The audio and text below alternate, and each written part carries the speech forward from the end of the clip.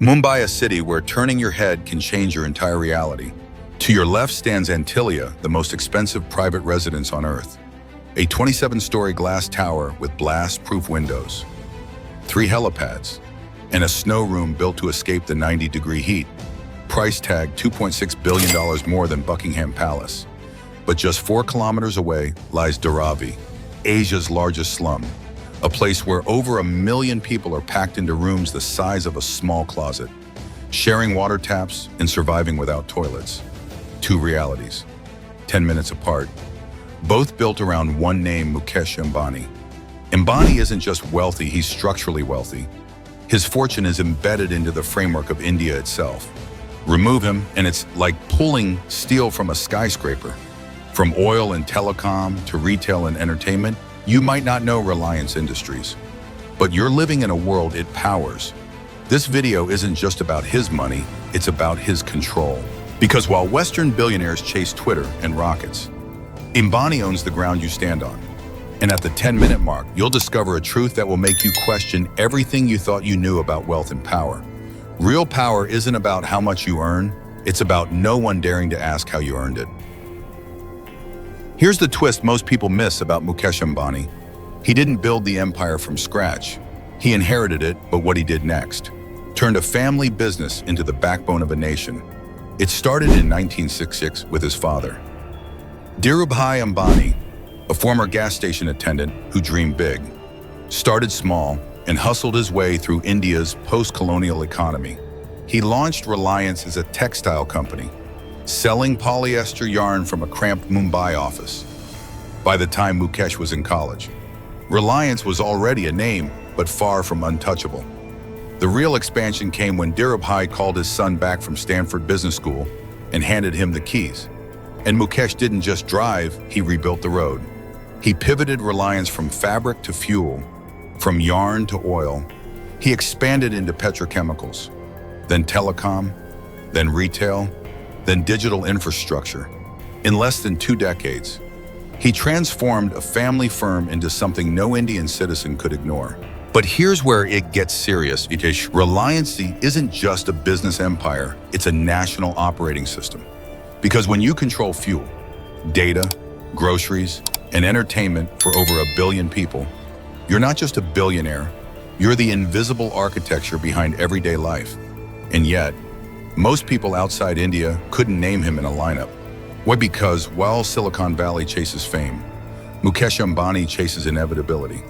And what he built next would make even tech giants look small, a telecom revolution that flipped India's digital future overnight. But how do you give away internet for free and still become richer than Bezos? Let's find out in the next segment. Imagine waking up one day and discovering that unlimited internet fast, reliable. 4G is suddenly free, no fine print, no catch, no contract, just data for everyone. That's exactly what happened in 2016 when Mukesh Ambani launched Jio. It wasn't just a new telecom company, it was an ambush. Jio gave away unlimited calls and unlimited data for months, and within 170 days, signed up over 100 million users. That's faster than Facebook, faster than Instagram, faster than any product launch in Indian history. Competitors crushed. Some filed complaints, others simply collapsed. But this wasn't charity. It was domination disguised as generosity. Ambani knew something most CEOs don't in a country of 1.4 billion people. Data is the new oxygen. If you control the air everyone breathes, you don't need to advertise. You become the default. Today, Jio controls over 450 million mobile users, nearly half of India's entire population. That's not market share, that's national infrastructure. And it goes beyond phones. Jio's fiber networks run under cities, through villages, beneath highways. It's the nervous system of modern India, and it all reports back to Ambani's command center. But here's what makes it terrifying. Jio doesn't just move data, it watches it. Imagine a company that controls your internet, your shopping, your fuel, your movies, even your phone calls. Now imagine that company answering to no one. Western countries have checks, oversight, regulation. In India, Ambani is the regulator, or at least, no one tells him no. And yet, most Indians thank him. Because for millions, Jio was the first time they ever went online. Is it power if people welcome it, or is that exactly how power works now? Next, we step inside the one place that explains it all, a building so massive, so absurd, it makes the White House look like a guest house Antilia. From the outside, it looks like a sci-fi skyscraper dropped into a city that can barely breathe. Glass, steel, gardens floating in midair like something built for a futuristic king. But this isn't a hotel, it isn't a corporate HQ, it's a private home. Welcome to Antilia Mukesh Ambani's $2.6 billion residence, and possibly the most controversial piece of architecture on the planet. At 27 stories tall, with double-height ceilings on every level. It's as tall as a 50-story tower. Inside a health spa, multiple swimming pools, a yoga studio, a ballroom, a movie theater, an ice room that manufactures snow, and a 168-car garage, all for a family of 5. It takes 600 full-time staff to operate Antilia. That's more employees than some hotels. And if you're wondering who gets to fly in, Antilia has 3 helipads. Because in Mumbai traffic, billionaires don't wait at red lights, they fly over them. But Antilia isn't just luxury, it's military-grade protection. The glass is blast-resistant. The air is filtered through a system designed to survive biological attacks. Every floor has biometric locks. Access is restricted. Surveillance is constant. It's not a mansion, it's an embassy with chandeliers. And here's the part that makes people uncomfortable. From Antilia's top floors, you can literally look down on Dharavi, the world's largest slum just 4 kilometers away. That contrast isn't a coincidence. It's a message. This is what power looks like when it no longer needs permission. It doesn't hide. It doesn't explain itself. It builds a tower above the city, above the noise, above consequence. But what happens when the tower starts casting too long a shadow next? We look at the world just outside Antilia's gates, where luxury ends and desperation begins. From Antilia's rooftop helipad, the world below looks like a glossy matte blue sea, golden lights, endless movement. But just tilt your gaze 4 kilometers east, and the fantasy dissolves. You're now staring at Dharavi, a 2-square-kilometer maze of tin roofs, smoke and sweat. It's not just a slum, it's a contradiction.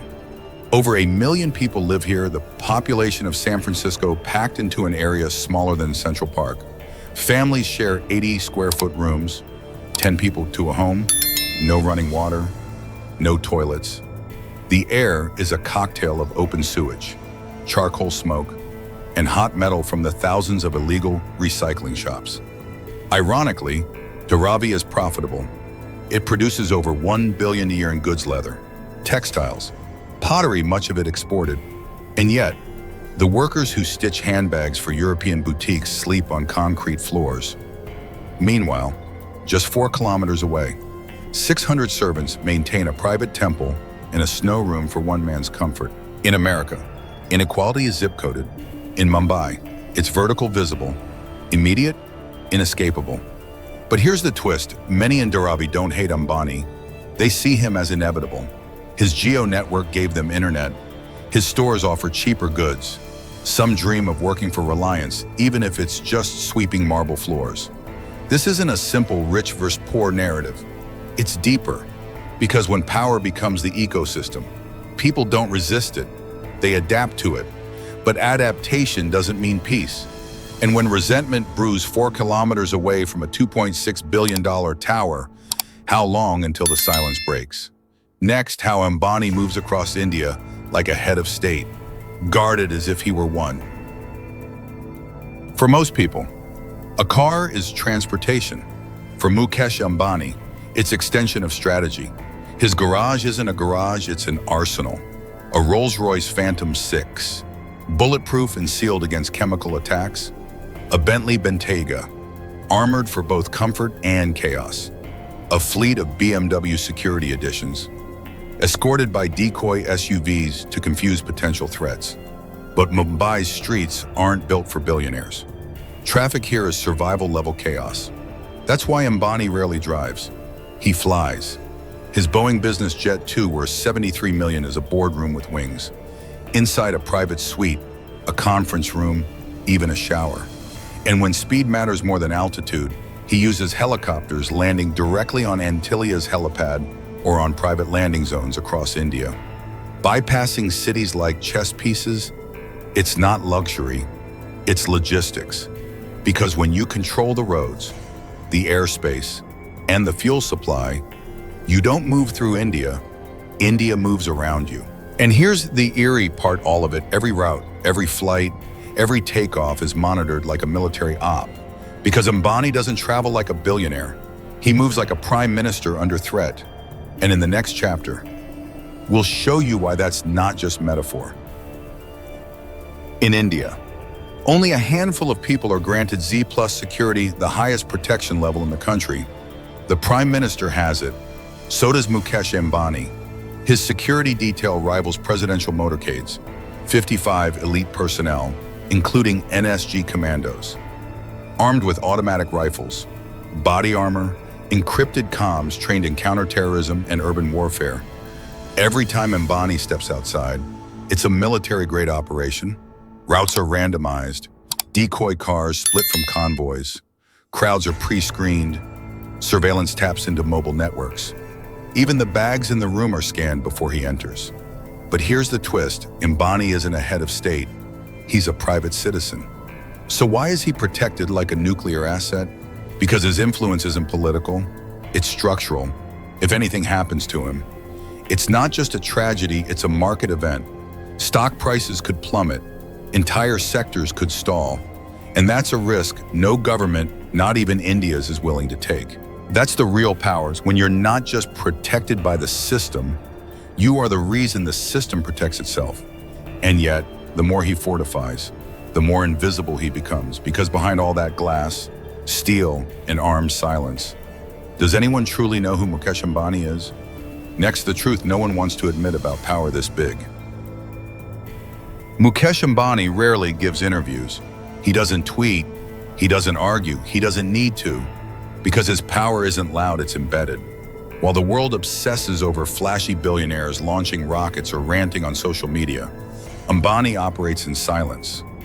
No scandals, no headlines, just control.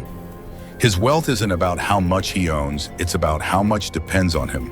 When the food you eat, the phone you use, the fuel in your car, the Wi-Fi in your house, and the medicine in your cabinet, all trace back to one man. You don't debate him, you adjust to him. But here's the paradox, the more protected he is, the more distant he becomes. And in a nation with over 1 billion hopes and struggles, how long can one tower keep standing before the ground below starts to shift? Because history shows us one thing, when power concentrates without challenge, it doesn't collapse from attack, it collapses from within. So the question is, can a system survive when one man becomes too big to fail? Let us know in the comments, where do you draw the line between influence and control?